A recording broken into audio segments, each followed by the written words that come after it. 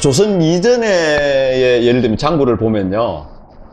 고려에는 우리가 주로 활동했던 게 도자기 문화가 활발히 진행되면서 장구도 도자기로 만들어요. 도자기 장구를 하거든요. 도자기 장구요? 예, 예. 처음 들어봤어요. 지금은 이게 나무로 되어 있는데 유물들을 보면 다 도자기로 되어 있는 게 많이 출토됩니다. 혹시 무거웠겠어요? 지금 보면 엄청 무겁고 소리도 엄청 높죠. 높아요? 예, 예. 아하. 도자기로 만들면 나무보다. 아하. 그런데 그때 장구를 보면 장구 크기가 작아요. 아하. 그러고 원래 그 이전에도 보면 장구의 원래 이름이 요건데 아주 작아요. 그리고 이제 이게 무릎 위에 요만큼 놓고 이렇게 연주하는. 휴대성이 좋았겠어요. 네네. 그 다음에 그보다 더 작은 거는 여기 올려놓고 이렇게 하는 이런 식의 유물들이 남아있는데 조선시대 오면서 얘가 이렇게 뻥튀기로 커지거든요. 이 커진다는 거는 이미 뭡니까? 낮은 음으로 예, 악기가 개량되기 시작하는 거죠. 낮은 음이 가능하게. 예를 들면 이렇게 작은 장구는 땡땡땡땡땡 그렇죠. 소리가 피치가 높을 거 아니에요. 예. 그런데 이게 커지면서 이게 덩쿵 이렇게 밑에 깔아주는. 예, 낮아지거든요. 조선의 미학에서 아름다움이라고 하는 가치가 신분이 높을수록 느리게 뒷지점 딱 찌고서 천천히 걸고 그죠? 네, 그다음에 그리고 또 지체 높은 분들은 낮은 음을 주로 사용합니다. 봐라, 깨 누구 없느냐. 그렇죠, 점잖게. 예. 조선시대 음악들의 아름답다고 추구하는 음악들은 대부분 지금 남아있는 정통 음악들은 낮은 음과 느린 음악들이 주류를 이룹니다. 그러니까 제가 그냥 그런 음악을 들으면 왜 이렇게 음악이 느리고 지루하나라는 느낌을 좀 받거든요. 네네. 근데 그 당시 사회를 반영했었을 때 그걸 보면은 이해가 되네요. 이제. 그렇죠. 가장 엘리트가 그렇죠. 지켜야 되는 품위. 또는 품위, 그다음에 품격. 즐겨야 되는 품격. 명상적이면서도 또 자기에 대한 관찰 이런 게 있어야 되기 때문에 빠른 음악에는 하이피치는 나의 즐거움을 그대로 반영할 수는 있지만 이렇게 자기를 깊숙이 내면을 들여다보고 자기의 행동을 관찰하고 이렇게 하기는 어렵기 때문에 영화를 보면은 우리가 어떤 그 서민들이 잔치하고 술 마시고 했을 때는 꽹가리 치고 되게 빠르고 경쾌하거든요. 근데 뭐 그냥 갓 쓰고 양반들이 할 때는 기생들도 좀 있고 검은 것들. 네네. 그게 차이가 있군요. 그렇죠. 저는 음악에 대한 장르의 차이인 줄 알았더니 결국 또 음악 안에서도 계급이 있다. 그렇죠. 굿하고 음악하고 뭐 연관성이 좀 있다 뭐 이렇게 얘기 들었던 것 같거든요. 예. 굿은 이제 끊임없이 우리하고 인류사의 한국 역사로 같이 왔는데 굿은 종합예술이니까 말 그대로 연기도 했다가 노래도 불렀다가 춤도 췄다가 드라마를 이야기를 하기도 하고 하나씩. 종합예술 형태가 하나씩 떨어져 나오면서 새로운 장르가 만들어지는 어떤 그런 식으로 변화하거든요. 그게 이제 판소리. 판소리가 그러면 굿에서 나왔다고 하는 거예요? 굿에서의 이야기와 스토리를 뭡니까 1인극으로 이렇게 딱 변하게 되는 게 이제 판소리.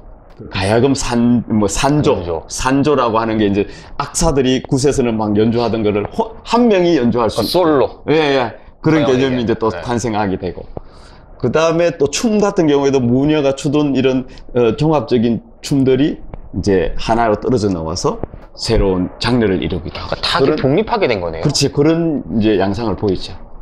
와, 그러니까 굿이라는 것 자체가 그냥 좀 저는 그냥 미신? 네, 뭐 샤머니즘? 뭐 이렇게 생각했는데 엄청난 큰 음악적 역할을 했네요. 굿은 우리가 지금 근대에서는 굿을 이제 상당히 그렇게 바라보는 경향이 있는데요. 제가 이제 박사 논문이 이제 굿이기 때문에 좀 말씀을 드리면, 지금 굿은 좀 뭐라고 할까요? 지금으로 말하면 방송국 같은 개념이라고 할까요? 방송국이요? 하나의 움직이는 방송국. 일주일간 하나의 굿 집단이 움직여갖고 어느 지역에 가서 이제 이렇게 당을 차리거든요. 그러면 일주일을 머물면서 드라마를 계속해서 이야기해주기도 하고, 그 사이에 오락을 즐기기도 하고, 코미디를 하기도 하고. 장르도 되게 많고. 네네. 그러면서 또 노래를 부르기도 하고, 뭐 이게 계속해서 진행되는 그게 이제 하나의 종합 예술 형태가 굿이었는데, 집사람들하고 안 좋은 이런 것들 다 풀어주기도 하고, 화해의 의미도 있고. 지금은 그냥 축제네요. 그렇죠. 거의 축제죠. 축제 분위기입니다. 누구나 다 와서 네네네. 즐기고 또 풀 건 풀고. 네네네. 아, 좋은 목적을 가지고 또 역할을 했다. 그렇죠. 거기서 이제 음악이 하나하나 또 독립하게 되고. 지금으로 보면 우리가 굿이라고 하면 상당히 샤먼으로 바라보는 경향이 좀 크죠. 뭐 굿이나 따라 뭐 이렇게 좀 안 좋게 얘기하는 경우가 좀 있잖아요. 네네. 근데 지금 그 본질을 생각해보고 원천을 다시 한번 들어보니까 야, 이게 대단한 하나의 예술 행위? 그렇죠. 뭐 장르라고 네네. 해야겠다는 생각이 들어서. 종합. 그렇죠. 네네. 종합 예술. 거기서 다 나오게 됐네. 네네. 근대에 와서 선생님, 이 국악이 어떻게 또 변해 왔습니까? 조선이 이제 끝나는 무렵에 정말 다양한 음악 장르와 음의 피치가 올라가고 빨라지는 현상을 보이거든요. 네네.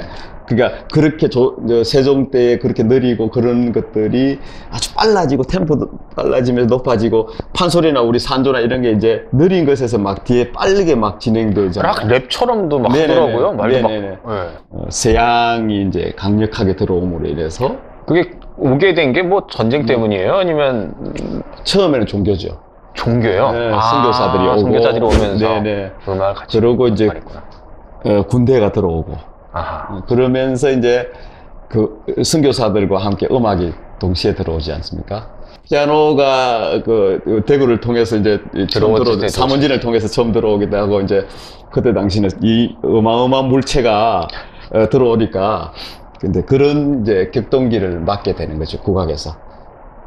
완전히 말 그대로 일본이나 중국 같은 게 유사한 그 세월을 오랫동안 살아오다가 서로가 이렇게 받아들일 정도의 이런 교감이 있었는데 근대에 오면서 거의 우리가 듣도 보도 못한 이렇게 강력하게 확 들어오는 그런 형태가 벌어지는 거죠. 그러면은 어떻게 융화가 잘 됐습니까? 아니면 뭐 음악에 대해 국악이 급변했습니까? 어떤 변화가 이루어졌어요? 그 이후로는? 이거 서양 문화라서 따로 국악이라서 따로 이게 아니라 막 섞여지는 거예요. 섞여지는 그런 어떤 형태들의 문화가 새롭게 탄생하는 거죠. 그러니까 찬송가 같으면 찬송가를 국악식으로 부른다든지. 아하. 네. 국악식으로 이제 찬송가를 국악 노래 부르는 네네 발성법이라든지 식임새라든지 넣어서 이렇게 자연스럽게 부른다든지. 우리가 또 빼놓을 수 없는 게 일제시대도 얘기가 좀 나와야 될 것 같아요. 일제시대의 국악의 위치, 아니 입장, 뭐 어떤 상황이었어요? 아니면 뭐 일본 사람들이 국악을 정말 탄압을 했거나 뭐 이랬었는지 좀 궁금해요. 그 이왕직 악부라고 이제 우리 조선의 이제 이시왕조의 왕립 음악 기관이죠. 이 해체가 되거든요. 그러면서 그 악공들이 다 뿔뿔이 흩어졌어요? 예, 뿔뿔이 흩어지는 그런 이제 수모를 겪게 되죠. 평생을 음악만 했던 최고의 연주자들이 이제 다 직장을 잃고 이제 뿔뿔이 흩어지는 그런 일들이 벌어졌고요. 한국의 음악에 대해서 조사를 했어요. 이 한국의 이 역사상 이런 음악을 없애는 것은 한국의 음악만 없애는 것이 아니라 인류사에 남은 유산 중에 가장 위대한 유산을 없애는 것하고 똑같다고 하는 것을 일본에다 보고하게 돼요.